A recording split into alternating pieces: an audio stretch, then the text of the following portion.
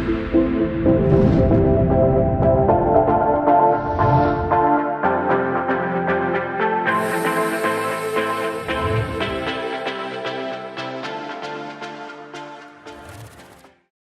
right, so our panel, we have Jeff Ransdell. You want to tell us just a tiny, real quick little bit about? Who I am? Mm-hmm. Okay. Since it's too much, I've read your biography. I wouldn't even know where to start. It's okay. So, well, welcome everybody, and thanks for being here. My name is Jeff Ransdell. I'm the general partner, one of the founders of a venture capital fund here in Miami called Rocker Fuel EXO. All right, and Rebecca? Hi everyone, I'm Rebecca. I'm the managing director of Miami Angels. We're the largest angel network in Florida with 100 active angel investors, and we invest in early stage technology companies based in Florida and with a global reach. And Eric. Hi, thank you guys for being here. I'm Eric. I'm the director of investments with Florida Funders. We're a VC based out of Tampa, $18 million fund with a crowd component. Just interested in the tech area here. Thank you guys for having us. All right, great. So I kind of wanted to start off in talking a little bit about management teams. When you talk about venture capital and who gets it and who doesn't, it seems like the term good management team often comes up. Jeff, can you talk to us a little bit about if that's true for you and what that exactly means? What are you really looking at in a management team? Well, I think that, you know, especially in early stage venture, you know, you're lacking a lot of knowledge, right? That's the real big difference between venture capital, private equity, and liquid markets. Liquid markets has an abundance of information. So, you know, from a venture capitalist perspective, the team is extremely important. You know, at the end of the day, they're the individuals who are birthing this company to success. So, you know, one of the things at my firm, it's one of our major filters that we go through. But really what we're looking for is what is the background of these founders? What is their educational background? And maybe more importantly even than that is what is their applicational background? Have they been in this space that they're trying to build a company to disrupt? Do they have experience in running a company, in leading employees? It's extremely important. What does a dysfunctional team look like? You know, I call it storming, right? So when a group of people come together, and I think in venture you sometimes see this a lot, and it's really one of the things that I personally don't like to see, and that is, you know, maybe 2 or 3 people who knew each other in college, or 2 or 3 people who grew up together, and they're great friends, and they decide they're going to go into business together. And, you know, sometimes that works, but in my experience, oftentimes it doesn't. And I think what ends up happening from the dysfunctional perspective is when you're super close to someone, you've known each other for so long, you don't have your guard up or your professional guard up, and it can become extremely dysfunctional because people are saying things that you wouldn't normally say in a business setting. So I think that that's definitely one of the issues. I think another issue with dysfunction, and we've actually done this before in our firm, it's one of my favorite things to do. If you have 2 or 3 founders and you sit them down in a room and you ask them to take out a piece of paper and you start asking questions like, okay, how many new customers are we going to bring on this year? You know, what do you think your product market fit really looks like? Who is our number 1 customer right now? Who's the number 1 customer we're trying to acquire? Over the next 30, 60, 90 days, give me the priorities, the top 3 priorities in the next 30 days, 60 days, and 90 days. If those 3 people can't answer those questions in a unified manner, you do not have a team. And that is the first, to me anyway, the first element of we've got problems and we got to pull this team together. Think about it this way. If you have, and I hate to do this with sport, but you know, if you have a football team, we're in the football season, and all the players on the team are, you know, the coach calls a play. And if all those players on the team don't know what that play is because they haven't practiced it over and over and over again, it's going to be an absolute mess. And that is exactly what you see in business. If there's not a unified playbook, if you don't know what the plays are, it's an absolute mess. Do either of you have anything to add to that? I'm just here taking notes. No, I would piggyback off of You that. probably I have think, to talk more. Sorry. I would piggyback off that. I think having a solid management team in place that's very coachable and receptive. Founders may think they have all the answers, but that's not necessarily the case. But having a good background that is relative to the industry they're in is very key for their success. All right. Okay, Rebecca, let's pretend that I have a great idea and I'm coming to you guys for some seed money. But in my heart, I know that I've got some problems with my plan, which must be the way it actually works sometimes. Can you talk a little bit about how's the best way for me to be transparent and honest about my situation without scaring you away? So all businesses have problems, so don't hide it. Transparency is key. We're going to find out anyway in the due diligence process, so don't spend time trying to say where everything's perfect. No one's going to believe that. I much prefer a founder who's honest and straightforward than one who I can tell is lying or trying to hide something.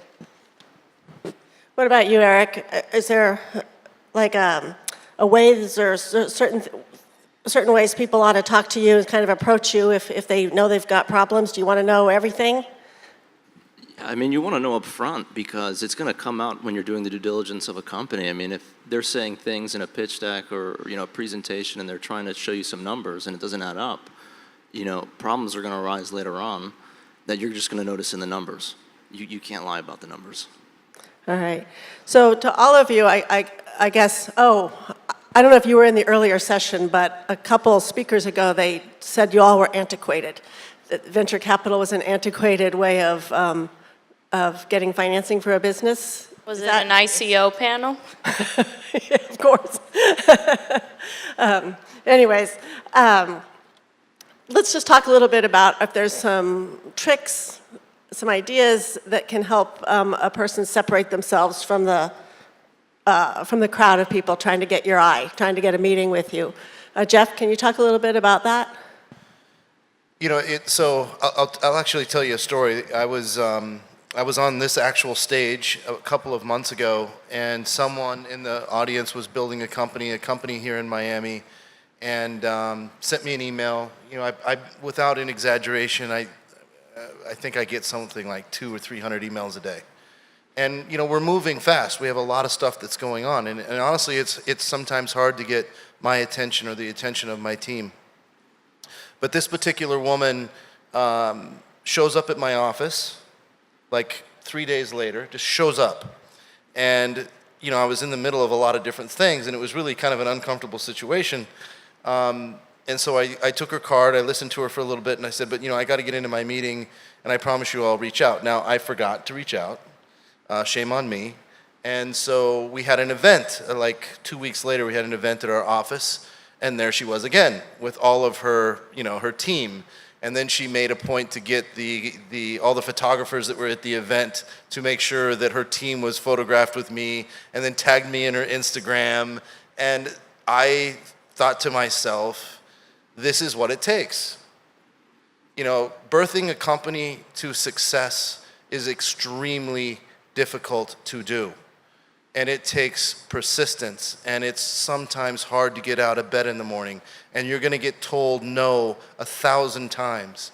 But if you can continue to do what this woman had done with me, it shows someone like me that you have what it takes. And so I took the meeting. I listened to her. I actually took her to lunch because she works so darn hard at getting in front of me, which I never do. And so I think that to be more concise about the question is, how do you, it's the purple cow theory. At the end of the day, we're all busy and everything kind of looks alike. And I think you as creators have to figure out what makes you different, what makes you stand out in a crowd where everybody looks the same. Sometimes that's just hard work, sometimes that's being creative. I mean, how in the world this person knew that we had events going on and that she was going to just show up unannounced and uninvited, by the way, and then, figure out how to get the people who were taking pictures to get pictures with me, and then how did she figure out what well, that's not as difficult, my Instagram, but, that makes you stand out? And I really think that that's the answer. It's almost bordering up on creepy in her case, but You know what? It is creepy if it was just a normal person, but if it's a business person or a founder that's looking for investment in their company, it's not creepy. It's actually hard work, and I respected the hell out of it. what about you, Rebecca? I agree that grit and consistency is key. I think it's also getting in touch with time. So the least inspiring thing for an investor to hear, or the last draw, is, we're out of money, invest in our company. You need to get investors excited about your company, show progress. So there's nothing more I love than seeing someone who reached out to me. We started talking, let's say, 6 months ago, and then they're giving me quarterly updates or so, and I see the progress that they're making. And then they're finally coming, it's time to raise, and I see that this person's been able to execute and grow their business. What about you, Eric? How do I get noticed by you? Yeah, I mean, those are both great responses. I mean, whenever you're looking for venture capital or early stage funding, you want to do your research on that group and what they specialize in. Don't just email blast a ton of investors, saying the same thing. It's most likely going to go to the trash. Try to hone in and focus on what that investor does and sort of how you can fit into their portfolio, or even just getting a meeting with them, like Jeff was saying. You have to do your research on that organization as a whole, not just, spray and pray. So it's a lot like writing a cover letter for a job. Know a little bit about where you're applying and write a cover letter that speaks to me. And adding on to what Eric said, I'll give a don't, which is don't copy a bunch of investors on the email. Believe it or not, we get those. I believe anything. All right. A question I had, Rebecca, is not every business, even if they're a business that maybe you'd be interested in, perhaps not every business is actually suited to being to having investment in them, like a venture capital or an angel investment. What are the kind of the characteristics of, are there people who just shouldn't be going to your kind of businesses for help because it's not in their personality to work with you? Is that a thing or not a thing? So an entrepreneur personality that Yeah, I'm just wondering if there's people who may think that they want to get in and have venture capital help, but really it's not for them. I guess I wouldn't classify a personality type. We want to avoid labeling and choosing favorites and creating a profile of what a successful entrepreneur looks like, which is an issue in VC today. But you definitely should be willing to take feedback. If you want to run a lifestyle business and just kind of hang out and coast, venture capital is not for you. And it won't work to have an investor on board, and you need to be able to listen to their feedback. Yeah, I guess that's what I was getting at. If you think you know it all, perhaps another route might be the way to go. I guess kind of building on that, Jeff, is it important to have chemistry with the person that the people who are investing in your business, or is it just business? Well, I really like what Rebecca said. I think that venture capital, in the sense that most people think about venture capital, maybe in the place that it all started from, and this isn't about being negative toward any of that, but I do think that the asset class in the space is deserving of a software upgrade, for lack of a better word. And I think that we as venture capitalists have a responsibility to really inspire people that really want to, have a dream, have a vision, and no matter who they are, where they live, to be able to come to people like us and be able to share their story. With respect to chemistry, I think we have to be responsible, and it kind of ripples over to the same type of thought process. If we're only investing in founders who are like us, we're probably not doing our job properly. And I think we have a responsibility to look past that and say, what is the basis of this company? What is the foundation of this company? What is this founder team trying to accomplish? Do we believe in that? And if we do, then we have a responsibility to help that group. And even if we don't want to hang out together and have drinks together at night, that's really not the point, in my humble opinion. All right. Switching gears a little bit to the business climate here in Florida, are there particular forces at work in Florida, South Florida, that make it in any way different than other places in the country for businesses that are trying to get started and be successful and even more important, grow once they have the idea and the initial funding? I mean, throughout Florida, there's tons of resources, specifically in certain pockets, right? There's some here in South Florida, specifically Miami. I'm sorry, real quick. There's Can you some guys hear him? Sorry. Yeah, okay. There's some here in Miami, South Florida. There's some in Tampa and Orlando. Hubs all focus around entrepreneurship and the startup life cycle. So I think being able to be plugged into those communities will help your business thrive. You know, getting feedback from these demo days and these pitch events, or just meeting with these, these certain networking organizations, you can get that feedback as an early stage company. I was just at the Lab Miami today, and they've got a thriving community of entrepreneurs there. Interesting. What's your perspective on that? I mean, particularly working in the angel network world. I think Florida's a great place to build a business. A couple years ago, the issue was you couldn't get seed funding here. Now, as Eric said, I do think there's an abundance of seed capital. And now the latest trend I'm seeing is later stage funds, growth capital outside of Florida are looking at Florida, finally noticing that we have talent here and great companies. And even in my angel group with my network, I'm seeing quite a few people raising funds right now. So we're also going to see that companies can raise their Series A and B round here in Florida. And then the naysayers will say that talent is an issue here. I don't agree with that. I think every city has a talent issue to some degree. Ours is different than San Francisco and New York, for example, where they have a plethora of talent. But there may not be that here. But if you find the good talent, you can really hold on to them and cultivate that talent and grow them, and they'll stay. I'll give an anecdote of one of our portfolio companies, Nearpod. They had an office in San Francisco, and they had issues with their employees being poached all the time, and they had to pay them crazy high salaries. Whereas here, like I said, it may take longer to find the talent, but if you do and you keep them happy, you don't have as much of that poaching issue. So I think everywhere has a talent issue. Ours is just a little different, and this is a great place to grow a business. It's tax friendly, and the quality of life is fantastic, in my opinion. Yeah, I may not go back. What do you mean by the talent? It's a different kind of talent issue. Could you talk a little bit more about that? Yeah, just meaning that people say, oh, you can't find good talent here. I think there's a lot of good talent as well in Latin America that you can access. Does that explain it? Mm-hmm. Yep. I was just trying to figure out if you meant in terms of the type of education that people, or the type of background they have. That's the issue?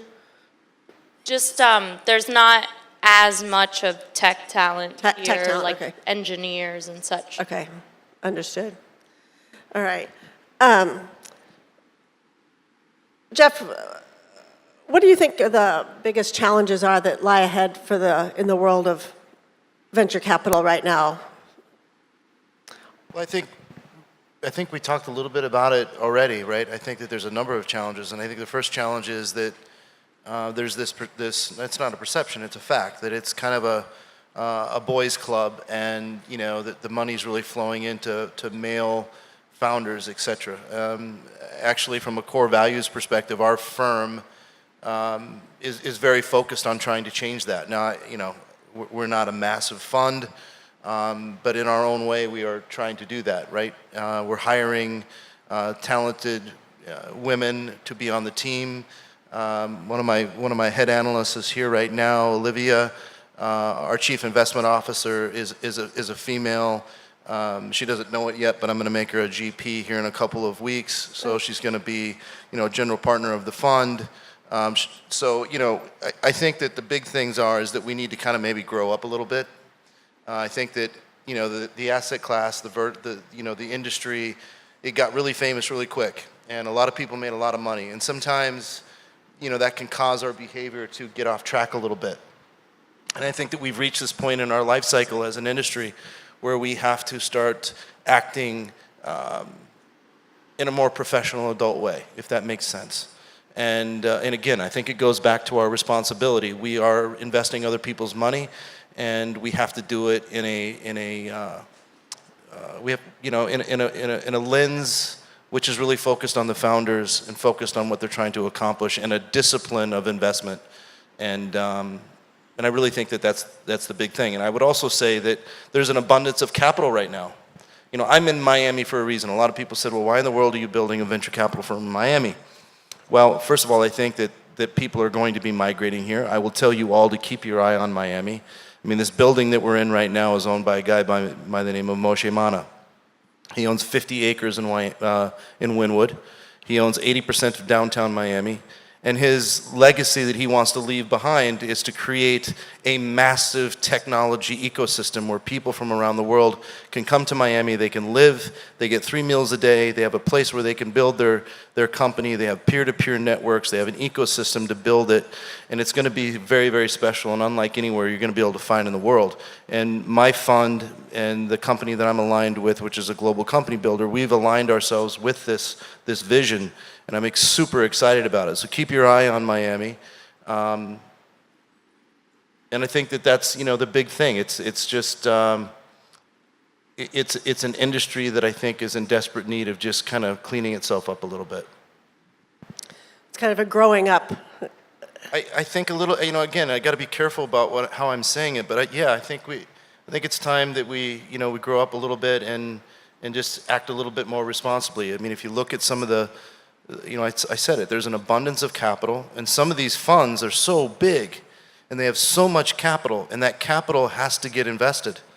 And again, it's just my humble opinion, but as someone who's been in finance for 25 years, I look at some of these investments and I'm like, what in the world are you doing? You're responsible for other people's money who are trusting you to make good business decisions and invest their money properly. How in the world are you giving this company $300 million when it hasn't made a penny and isn't going to make a penny because it's a horrible business model? And you're seeing this a lot. And I just think that it's going to, it's like everything. You can only do that kind of stuff for so long, and then the bubble bursts and it hurts us all. And so, I just hope that all of us need to be responsible. I'm actually a little surprised to hear you say that, because I would have, in my own head, thought that that everything you hear is so much that people in the venture capital business are quite focused on the end results, and that you would end up with investments that didn't even make sense. Well, if you look at the statistics, your average venture capital firm is going to lose anywhere between 70 to 80% of the companies that they invest in. I don't think that's a great track record. I think we have a responsibility to try to improve upon that. My firm is trying to improve upon that. I want 80 to 90% success. I don't want 80, 90% failures. And that's kind of what I'm talking about. What are your core values? What is it that you're trying to do? You have the interest of the founder and you have the interest of your investors. Period, end of discussion. Yeah. Eric, what about you? Where do you think the business is basically going, the venture capital business is headed over, say, the next decade? I mean, it's constantly adapting to change. One thing we're seeing, I was reading a report recently that female founders are outperforming male founders. First-time founders, have outperformed, people with previous track records. So it's interesting. I mean, you have to be willing to change to the climate. And not be willing to stay stagnant in this space. There's more funds, launching, and there's more opportunity out there. I think Florida in general, in South Florida specifically, it's going to be an impressive hub of entrepreneurship and startup opportunity. So, I mean, Jeff being able to capitalize on that, it's a great opportunity here. What do you think are some of the biggest misperceptions people have about venture capital when they're thinking about trying to attract some capital? Are there just things that people who aren't in the field just don't fundamentally understand that would be useful to know at this point for this crowd? I think it's a longer process than people think, and I think Shark Tank paints this perspective of, I'm going to pitch an investor, and in 5 seconds, I'm going to raise capital. It's not like that at all.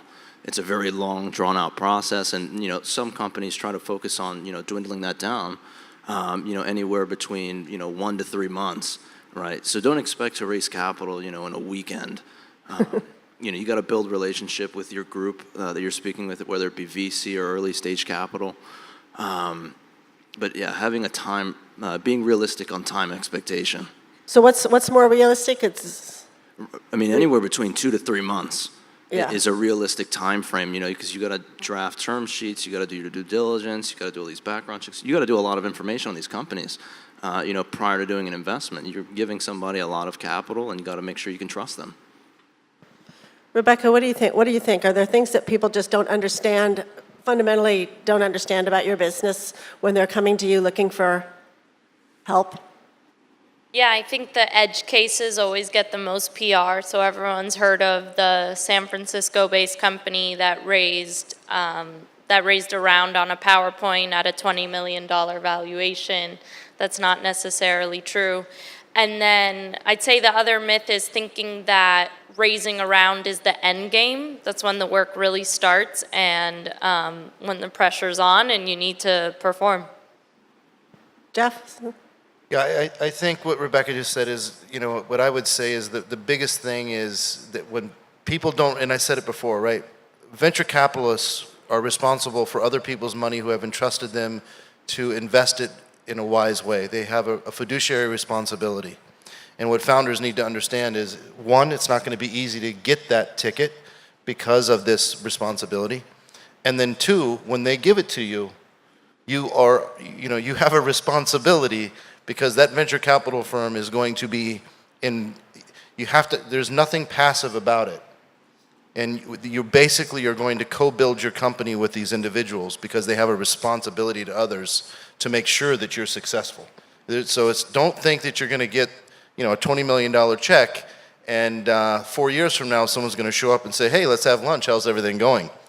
You're basically going to be living with these people and you're going to have to put up with a lot of headaches and you're going to have to be a good listener and you're going to have to be coachable because people are going to be asking you questions 20,000 times a month. That irritates me just to hear you say it. So I don't think I would be well suited to working with a venture capital firm. Oh, mind your own business. But Hopefully a good one doesn't hound you that much. But to that point, it's one of the things that we do before we write a check. I take that founder and we have a one-on-one conversation and I want to make sure that founder understands. When you accept this, if you do, please understand everything's going to change. Up to this point, it's been your company, it's your vision, you get to do and say whatever it is you want, but the moment that you cash this check, you and I, we're married in a way like you can't even imagine. I think that's what made me ask about the chemistry part. So if I'm an investor and I'm lucky enough to have a venture capital firm a company, and I'm lucky enough to get investment, are there warning signs that I've picked the wrong venture capital firm? Like, are there things I ought to be, as an entrepreneur, as a startup business, really asking you to make sure that you guys are the right fit for me? Rebecca, you want to start with that one? Sure. I think on both sides, vanilla terms, pretty basic, straightforward, simple, especially in the early stages, are important. So if you're an entrepreneur and you see a VC give you a very obscure term sheet, that's a warning sign. I think too much hounding is not productive either. At some point, if you're an investor, you should invest in a company because you genuinely believe that the path that they're going on is right and you should more or less be aligned. You, of course, you can give your feedback and all of that, But if you're the entrepreneur and you have an investor who wants to come in and just take over and tell you how to run the business, not ideal. So yeah. Yeah. What about you? You think that there's things that people who ought to ask before they take your check? You can ask VCs certain questions, but you can get a lot of information from past companies that they've invested, figuring out, reaching out to those teams that they've invested in, and what do they think about working with that VC. They're working with that VC day to day, right? They're going to want to know, what does that VC look for? What are they interested in? What documents should I provide? And you'll learn a lot about that founder VC relationship. So while you're doing your due diligence on them, they should be doing some on you as well. Yes. Yeah, I'll actually add on, I'm always really impressed when founders ask me questions about how we run, because it shows that they are thoughtful, that they care about it too. They're asking me what our process looks like, what our expectations are after investment. I like that a lot, and I recommend that entrepreneurs do that. This fan up here keeps blowing my sheet of paper away. As we wrap up here, I think I'd like to just talk a little bit about what you're seeing in terms of what sectors you think are maybe ripe for more founders to be coming forward. If there's areas that seem maybe oversaturated, and that you're like, oh, I've got 80 million of these people that are really similar in this way, and maybe in this realm or that realm, there's some room for some more people to step forward. Eric, do you have any thoughts on that? Sure, talking about trends, company trends in the space? Yeah, company trends, yes. We see trends from time to time with applications that come in. I remember there was this wave of real estate companies that came in. I'm really interested to see more companies apply in the AI space, and learning to see what advances can happen in that, whether you're applying it to medicine or business analytics. I find that a fascinating space in machine learning. I think there's going to be a tremendous opportunity, in the coming years in that. Jeff, any thoughts on that? My team likes to lean in on certain things. AI, blockchain's big right now, SaaS companies. My personal thing is I don't like to say, I like to look at everything. I think that's the one beautiful thing about technology right now. Information's being democratized. Technology is moving so fast. The average person has no idea how quickly things are moving, and you could be on top of the mountain one day and some creator can come up with something that completely changes that entirely. That's technology today. And so for me, I try to force myself into being open to looking at everything. I'm really, we're more of a technology, we're technologists. We look for exponential organizations. One of my GP partners, Salim Ismail, was standing on the stage, I think it was yesterday. He wrote the book Exponential Organizations. So that's really the foundation of what we look for. And so I'm constantly just looking for amazing founders that are creating things that maybe is better and can be disruptive, even to those who have already been disruptors. So for Miami Angels, we are industry agnostic, but because we invest regionally, there's a few industries that we're really excited about because we believe the region is particularly poised, has the infrastructure to be strong in, and that's healthcare, education, logistics, and real estate. All right, great. Well, thank you all very much. It was really interesting. Enjoyed it very much. Thank you. Thank you. Thank you.